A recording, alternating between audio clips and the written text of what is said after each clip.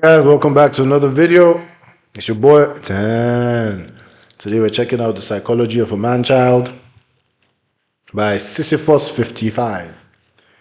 I've seen Sisyphus before. The 55 is new to me. Does he have two channels? Anyway, let's get it. After hitting snooze 3 times, you wake up later than you'd like. You scroll on your phone, sickened with the world before you. Influencers, celebrities, you're smarter, more creative, more beautiful than these false digital idols. And eventually you emerge from your bed to greet the day with a coffee and a cigarette. You mean to do some work, but youthful longing carries you through a carousel of procrastination. Video games, texting your friends, a phone call, and a well-deserved nap. The evening light trickles in, and you are once again struck by the total inadequacy of your life. What have you done? Look at all those people who have accomplished so much. And you're an artist without art, a talent waiting to be found. There is nothing in your life that is purposeful. Everything, your relationships, your job, your beliefs, are all acceptable but never compelling. Thirst traps and doom scrolling are your anesthesia. You drift asleep and live the same day again and again and again, waiting for the moment when you'll finally grow up. Puer aeternus, or the child god, is one of Carl Jung's more well-known archetypes. Also known as Peter Pan syndrome, the man-child, or the eternal child, the puer aeternus is someone who simply will not commit to anything in the fear of surrendering to the actualities of human existence. That is, responsibility, failure, disappointment, and mortality. Instead, they live, or rather, they exist, with each day experienced as a disassociative blur leading to nothing in particular. As Jung writes, they live the provisional life, where one does not exist really, they are only a spectator, so any experience is ghost-like, perfectly abstract, without a trace of realization. This sort of individual deliberately avoids any aim or target for fear of failure, inadequacy, or the inevitable transitoriness of all things. They evade stable work, stable housing, an education, or a relationship, and they do this even when such opportunities are placed directly in front of them. To involve oneself in the daily rat race is simultaneously overwhelming and beneath them. It is better to die with potential than risk finding what that potential truly is. Why? For one, there is a powerful nostalgia. Teenage love, the archetype of the gifted child, the appeal of youth is so often found in the blossoming of things, the precipice of actuality. There is something alluring in that first kiss, in finding one's passion and discovering who you are. Like Sylvia Plath's Fig Tree, the world offers our youthful selves an abundance of choice, new lovers, friends, countries, and careers, and we often find ourselves seduced by the shade. What's the rush? To pick one thing means maturity. It means growing old and ending up disappointed. It means surrendering to contingency. As we grow and develop alongside our world, questions of sustainability and worries regarding a safe future for the individual rises dramatically. In efforts to make this a reality, we often become burnt out and begin struggling with our balance between working and being human. Many jobs in the future are being threatened, and our understanding of our world based on what we were taught is shifting rapidly, which means we have to be quick on our feet and ready to embrace whatever change comes. That's where the sponsor of today's video, Triple10, comes in. Triple10 is a forced lumpy. Get a job, chaos, sign up for Triple10 career. Such a nostalgia is, of course, culturally celebrated. Many of the most popular songs detail the yearnings of young love. The lyrics tend to reflect the first encounter, the pursuit, and anxiety over the attainment of the beloved. Rarely do songs romanticize the mundane or monotonous daily rhythms of the relationship itself. Simply put, the idea of love is often more exciting than the experience itself. Can we fault these Don Juans of situationships and indecision? Maybe a little bit. But what about careers? The Bildungsroman is an entire literary genre of wanderlust protagonists soul-searching. One of my favorite authors, Hermann Hesse, has an entire catalog of novels containing young men who struggle to grow up and instead fight for the liberty of remaining innocently detached from all things. There is an endless library of books and films that capture the youthful longing for existential clarity. Will you travel to Alaska like McCandless? Will you adopt the role of the wandering vagabond a la Kerouac? There really is something about always living between the lines of who you could become. But these songs do not tell us about the relationship itself, and many of these soul-searching protagonists only exist up until the end, where the answer is finally given and some stability has been achieved. The finality itself rarely entails further elaboration. For those struggling in an economy that offers little certainty and a job market with few gratifying options, it actually makes sense that many would gravitate towards the illusory romanticism of what could be over what is. In short, the world already. You're probably wondering why I've not said anything. I'm enjoying his flow of thought. Yeah, there are some people who fall in love with the potential and because of that feel little to no dopamine or motivation to actually birth it to reality. They're comfortable just knowing that, okay, yes, I could. That's it. They don't necessarily feel the urge to do. They just they exist in their dreams and their imaginations, and that supplies enough dopamine for them.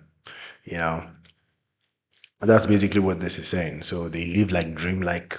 They just go through life in a very detached, on like people that take no initiative. They're more like just they're experiencing their life as opposed to living it. So yeah, Puer Eternus, the child god. Deep. Offers little in the way of clarity or closure, and so there appears to be a sincerity and at times even a heroism in never having to choose. A generation of 20-something-year-olds, soon to be 30, living on nothing but hopes and dreams. To be fair, this characterization fails to capture the charm of the Puer Eternus. Many of these individuals are extremely creative and imaginative. They are capable, incredibly so, and inventive and talented and often quite smart. The eternal child is not someone who necessarily lacks true potential and is simply deluded by their own sense of superiority. Rather, they have often experienced a great deal of encouragement and verification of their skills, often in adolescence. They were gifted. They were the best in art class. They were well-spoken, articulate, quick to learn, and naturally good at the things that their classmates could never quite grasp. This is the real tragedy of the Puer Eternus. It's not because they can't, it is because they won't. The talents and competencies that got them this far eventually come up short, and so they either decide to expose themselves to learning something new that is challenging themselves through making mistakes, coming up short, disappointing others, or they resign into the world of potentiality. I could have been a great artist. I could have been a great writer. In doing so, they avoid the pain of insignificance and simultaneously the anxiety of inadequacy. This is Neverland, a place where people never grow up. Drugs, sex, alcohol, and high adrenaline ventures numb the twilight callings of something greater. If lucky, they will form a merry band of misfits, other adult children encouraging momentary escape from the fragmentation and restlessness of surrender. Together, these companions along this journey towards nowhere may even keep you there. For one, to escape suggests that the others are wrong, the system is rigged. There's no use in getting disappointed, so let us be petrified together.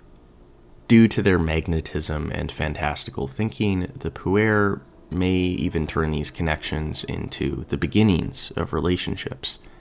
They have a lot of big ideas, and they may even appear ambitious. Music, art, poetry, entrepreneurship, They seduce others with the very same promises they've repeated to themselves through the years. But these ill-fated partners will also discover that this disdain for actuality is not constrained to vocations. Nobody is ever quite good enough. She snores, he lives too far, any excuse to jump ship grows salient with each passing day of togetherness. Because too many days in a row, and God forbid this may actually be the one. And they're too young, and there's too much potential, too much to do. Why limit oneself? In moments of solitude, the puer aeternus may look back at a handful of lovers and feel a deep loneliness. But this is short-lived in the age of dating apps. It is better to distance yourself, slowly and gently. They are in the throes of figuring it out. Because it can be figured out. But first, the puer aeternus must somehow recognize that growing up does not mean losing the feeling of vitality, creativity, or potential that they have become attached to. Instead of this either-or fallacy, such individuals should strive for integration, according to Jung. They must come to understand that maturity, commitment, and responsibility can even become guardians for their dreams and values. But how is this achieved? This involves embracing the courage to be normal. Often we think that being normal is simply conforming or giving up. Riding the bus, taking night classes, working at the grocery store. These are far from the romantic images of a main character in Waiting. But immersing yourself in society means that you are finally recognizing that there are things that are larger than you and more important than you. The ego is extracted from the mission. Feeling the heat of the crowd or the loudness of traffic or emails from your annoying boss. Each of these strikes at the protective womb that is the puer aeternus. But to work, out there, trying things, is the only way out of stagnation. Rather than waiting for someone or something to carry one off, this should be self-initiated. They should choose to become the captain of their fate and the master of their soul. But how? Well, the job market is shrinking. We should zoom out. The 21st century calls for creative thinking, new jobs and careers and organizations to tackle the emerging threats to our species. Ecological collapse, the rise of political extremism, wealth inequality. There are people organizing and there are positions, but they aren't easy to get. They may involve doing things you don't want to do. But that isn't the issue. The only thing you should be asking is, what do you care about? What do you want out of this life? Because nobody's coming to save you, and nobody will live your life for you. You've danced along the surface of life so far. Now it's time to take the plunge. This was a deep video. And I think this is something I'll watch again by myself. It was just, I didn't even have much commentary to give because it's so intriguing to me personally. I hope you enjoyed it. Let me know your comments down below. I think this was very deep, and a lot of people would get one or two or three or four or five different perspectives to take home from this, and it's genuinely very interesting. Genuinely, I think I'm gonna watch this back again. It did speak to me very much so. That's not to say I am, because I'm actively out here chasing my dreams, but there were aspects that I'm like, very interesting. You know, it might not apply to me completely, but there were certain statements that he made, and I'm like, yeah, this, I could apply this to my life. You know, I could apply this to the way I see the world, my perspective. And so I hope this was helpful to you too. I know this is a reaction channel, but honestly, what I'm really doing for this channel is bringing videos to your eyes, not necessarily to give you my thoughts on them, but just for you to know they exist, you know, for you to realize that the internet is not just about women and twerking videos. Like, there are genuinely good content out here that would go a long way for you mentally and, you know, maybe in other areas of your life as well. So yeah, that's it for this video. Like, share, subscribe, smash the comment button, if you will. You know, YouTube needs to create a comment button. I'm joking, I don't even know what that means. Anyway, That's it for this video. Thank you for watching. It's 10, and I'm out. Peace.